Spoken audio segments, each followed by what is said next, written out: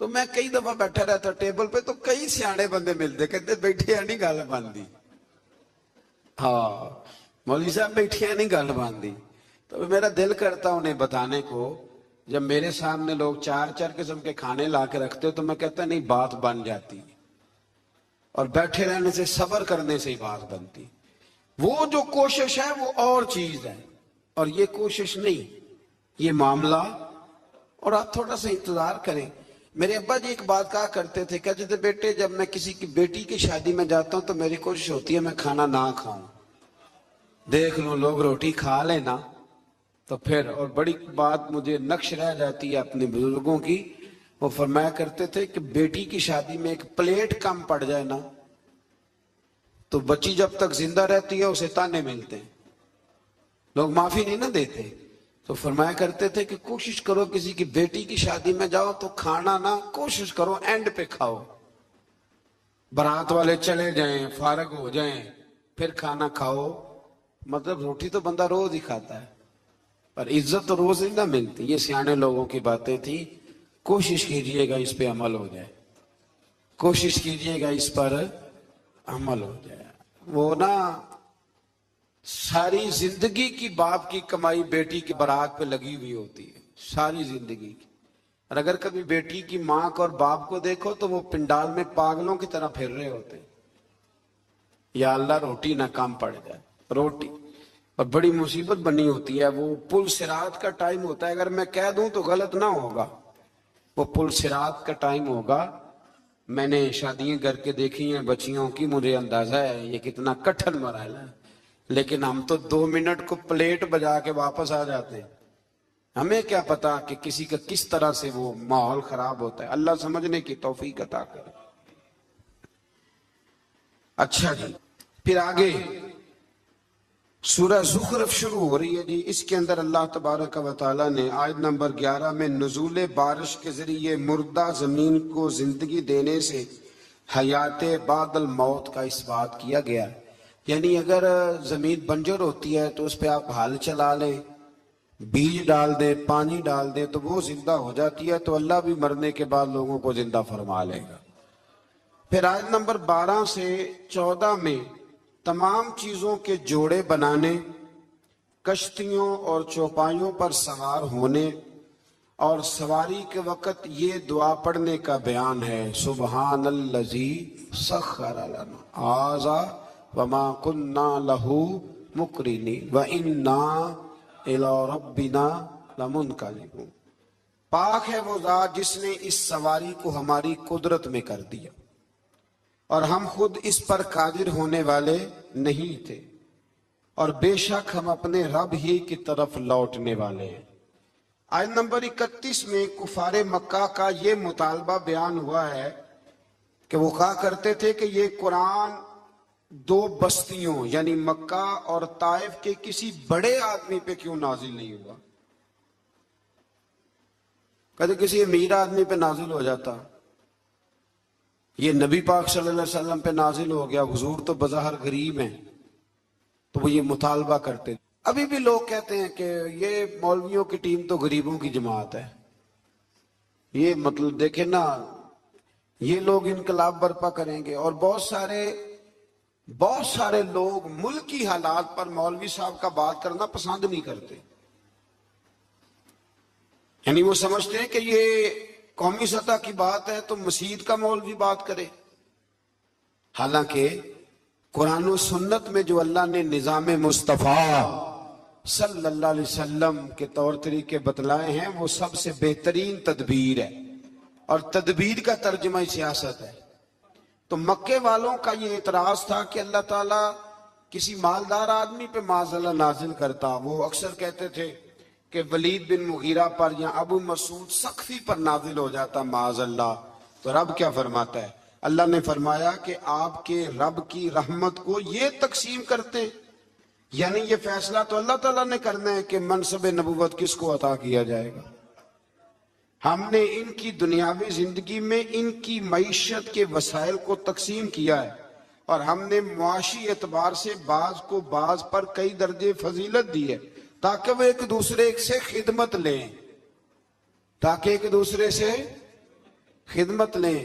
دیکھیں نا غریب کسی اور رنگ میں خدمت کر دیتا ہے تو امیر کسی. یہ تو اللہ تعالیٰ نے درجات بنائے ہیں تھوڑے بہت تاکہ انسان کا انسان سے تعلق قائم رہے. اور آپ کے رب کی رحمت اس مال سے بہت بہتر ہے جس کو یہ جمع کر رہے ہیں. دنیا کی زندگی کی بے وقعتی کو بیان کرتے ہوئے فرمایا اگر لوگوں کے کفر میں مبتلا ہونے کا اندیشہ نہ ہوتا تو ہم ان کے لیے گھروں کی چھتیں، سیڑھیاں، دروازے اور مسندیں چاندی کی بنا دیتے. لیکن لوگوں کو اتنا زیادہ مال دے دیا جائے تو ڈر ہے کفر میں مبتلا ہو جائیں. یاد رکھنا سونے کی بھی بنا دیتے. یہ سب دنیا کا سامان زیست ہے اور آپ کے رب کے پاس آخرت کی نعمتیں صرف متقین کے لیے. مزید فرمایا جو رحمان کی یاد سے غافل ہو کر اندھا ہو جاتا ہے اس پر ہم شیطان مسلط کر دیتے ہیں تو وہی اس کا ساتھی ہوتا ہے. جب آپ اللہ کی یاد سے نکل آتے ہیں تو پھر شیطان کے قبضے میں آ جاتے ہیں. پھر وہ جیسے چاہتا ہے. لوگ کہتے ہیں جی بات ٹھیک ہے مجھے نہیں سمجھ آتی تو حالانکہ انہیں سزا ملی ہوئی ہوتی ہے اس لیے کسی بات کی انہیں سمجھ ہے. آیت نمبر 67 سے بتایا کہ دنیا میں جو منکرین کی ایک دوسرے کی دوستی کا دم بھرتے ہیں نا، یہ منکرین قیامت ایک دوسرے کی دوستی کا، وہ ایک دوسرے کے دشمن بن جائیں گے. قیامت کے دن ایک دوسرے کے دشمن بن جائیں گے، یعنی ایک دوسرے کے خلاف سلطانی گواہ بنیں گے. وہ کہے گا اس نے مجھے گمراہ کیا اور یہ کہے گا.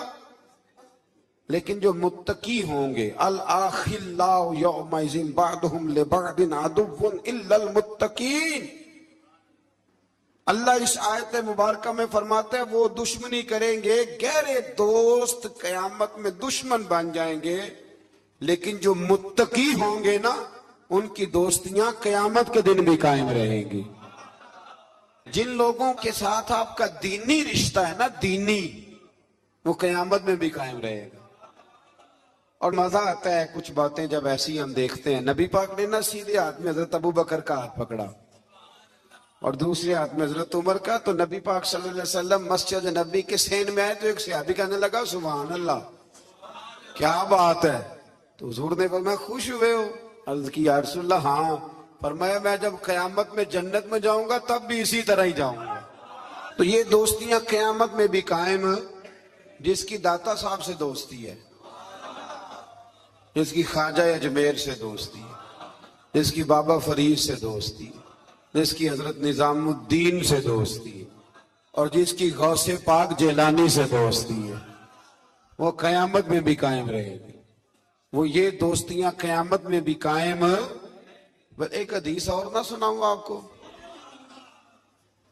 نبی کریم صلی اللہ تعالی علیہ وسلم کی متعدد روایات ہیں پر ایک روایت بڑی عجیب ملتی ہے. قیامت کے دن نا، قیامت کے دن حضور نے فرمایا ایک بندہ جنت میں جا رہا ہوگا، ایک نیک بندہ، ایک عالم. تو ایک بندہ آگے سے دوڑ کے آ جائے گا السلام علیکم. یہ مشکات کی حدیث اور بڑی مضبوط روایت عرض کر رہا ہوں. بزرگ کہیں گے وعلیکم السلام. حضرت صاحب پہچانتے ہو؟ اب اس بندے کے لیے حکم دوزخ کا تھا. پہنچ گیا یہ جنتی کے پاس. بھلا کیسے پہنچا ہے؟ مجھے لگتا ہے اللہ نے خود ہی پہنچایا ہے. بھئی سڑک ہی لیدہ ہے جنت اور جہنم کی، لیکن یہ جنتی کے پاس کیسے پہنچ گیا؟ بتائیں نا. میری طلب بھی تو تیرے کرم کا صدقہ ہے. یہ پاؤں اٹھتے نہیں بلکہ یہ اٹھائے. ملاقات کرا دی. اس کو کہا حضرت صاحب پہچانتے ہو؟ کہا بیٹا نہیں. ہاں یہ مسئلہ بھی بڑا ضروری ہے. ضروری نہیں کہ کسی پیر کے زیادہ مرید ہیں تو وہ سب کو پہچانے. نسبت ہونا ضروری ہے، تعلق ہونا.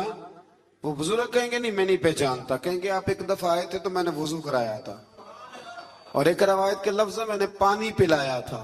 او مالک تو کتنا کریم ہے اور بزرگوں کی نسبت کتنی شاندار ہے.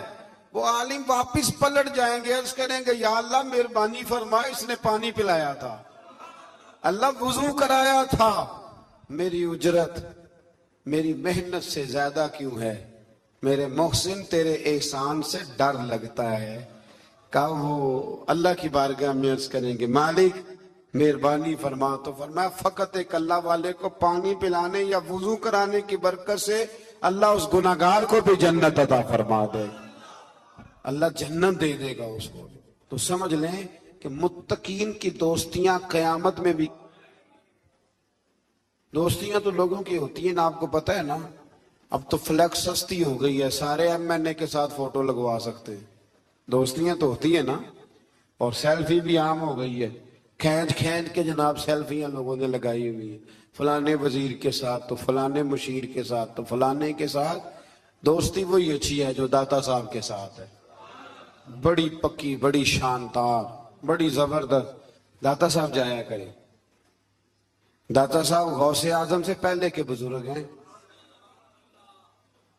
غوث پاک سے پہلے کے بزرگ ہیں، اور خواجہ اجمیر خاندان چشت دنیا میں پھیلا ہے، پر خواجہ اجمیر کہا کرتے تھے کہ میں نے یہاں سے بڑا کچھ پایا ہے، گنج بخش فیض عالم، مظہر نور خدا، ناکسارا پیر کامل، اور کامل آرا، فرمایا یہ تو خزانہ ہے، اور کوئی ناقص ہو تو یہ ان کا پیر ہے، تو کوئی کامل بھی ہو تو یہ ان کو بھی رہنمائی کرتے۔ وقت نکال کے جایا کریں، ہمارے اصل میں قریب ہے نا، اس لیے ذرا مشکل ہے، قریب والی چیز کو ماننا بڑا مشکل ہوتا ہے۔ مثال دی تھی نا تھوڑے دن پہلے کہ چراغ کے بالکل نیچے میرے سنگی جانتے ہیں میں ٹائم نکال کے داتا صاحب جاتا ہوں اللہ کے فضل سے، اللہ کے فضل سے۔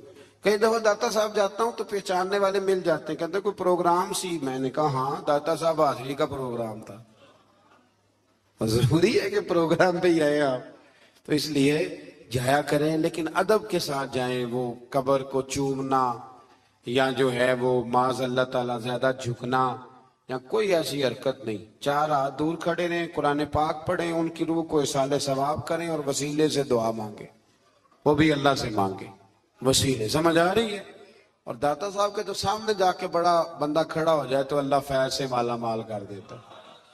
کچھ جگہ جو ہوتی ہیں وہ ڈیپو ہوتی ہیں اللہ کے فضل کا، تو وہاں تو آپ سامنے جا کے کھڑے ہو جائیں تو تجلی پڑنی شروع ہو جائے گی، اور اتنا فیضان کم جگہوں پہ ہے جتنا داتا صاحب کے مزار پہ، کم جگہوں پہ۔ بڑے درباروں پہ آپ جائیں گے نا تو رات کو کہیں گے بند ہو گیا، داتا صاحب کا مزار بھی کبھی بند ہوا ہے، اس کا مطلب ہے سچی مچی داتا ہے، اس کو داتا تو نہیں نا کہتے جو کبھی دے اور کبھی نہ دے۔ بہرحال داتا صاحب رحمت اللہ تعالیٰ علیہ پہ تو ایک الگ عنوان چاہیے بات کرنے کی، کسی وقت کریں گے انشاءاللہ تعالیٰ۔ میرے بہت سارے لیکچر اس موضوع پہ ہیں، حضرت داتا صاحب کی تعلیمات پر کئی ہیں، انشاءاللہ کسی وقت ان کے احوال بھی تفصیل سے بات کریں گے۔ اچھا جی، اس سے آگے پھر سورہ دخان شروع ہوتی ہے۔ اس کی پہلی آیات میں تو کچھ وہی مضامین ہیں جو پیچھے بیان ہو چکے، اور بالکل شروع میں نا اللہ نے اس خاص رات کا ذکر فرمایا ہے جسے بعض مفسرین نے شب برات کہا ہے، اور بعض نے کہا نہیں، اس سے مراد لیلۃ القدر ہے۔ اس کی آیت نمبر 25 سے بنی اسرائیل کی نجات اور فرعونیوں کے غرق کیے جانے کے پس منظر میں فرمایا وہ کتنے ہی باغات، چشمے، لہلہاتے، کھیتوں، عمدہ محلہ اور وہ نعمتیں جن میں وہ مصروف عیش تھے اپنے پیچھے چھوڑ گئے، اسی طرح ہوا، اور ہم نے سب چیزوں کا دوسروں کو وارث بنا دیا۔ بڑا کچھ چھوڑ گئے نا فرعونی، اور وارث کوئی، وہ ایک ہی دفعہ غرق ہو گئے سمندر میں، تو وارث کوئی، تو ہم جائیں گے تو وارث کوئی۔ لیکن یہ بات سمجھ میں نہیں آتی، دیر ہو جاتی ہے پھر سمجھ میں آتی ہے۔ سو ان کی بربادی پر نہ آسمان رویا، نہ زمین، اور نہ ہی انہیں مہلت دی گئی۔ ان میں ان سب لوگوں کو درس عبرت ہے جو دنیا کی ناپائیدار عیش و عشرت ہی کو اپنا مقصود حیات بنا لیتے ہیں، پھر ایک دن منظر یوں ہوتا ہے کہ سب ٹھاٹھ پڑا رہ جاتا ہے اور انسان رخصت ہو جاتا ہے، سب کا سب یہی پڑا رہ جاتا ہے اور انسان رخصت ہو جاتا ہے۔ اس بات کو سمجھ لیں، دیکھ لیں کہ زندگی کتنی باقی ہے اور ہمارا نظام اوقات کیا ہے۔ اللہ تبارک و تعالی اس کی توفیق عطا کرے۔ اور یہاں یہ بھی فرمایا کہ نہ ان کے مرنے پر زمین روئی نہ آسمان رویا۔ کچھ لوگ دنیا سے ایسے جاتے ہیں، اس آیت کی تفسیر میں لوگوں نے لکھا ہے، کچھ ایسے لوگ جاتے ہیں کہ زمین بھی روتی ہے، آسمان بھی روتا ہے۔ کچھ جنازے ایسے اٹھتے ہیں کہ لگتا ہے کہ دھرتی کا ذرہ ذرہ روتا ہے، محسوس ہوتا ہے۔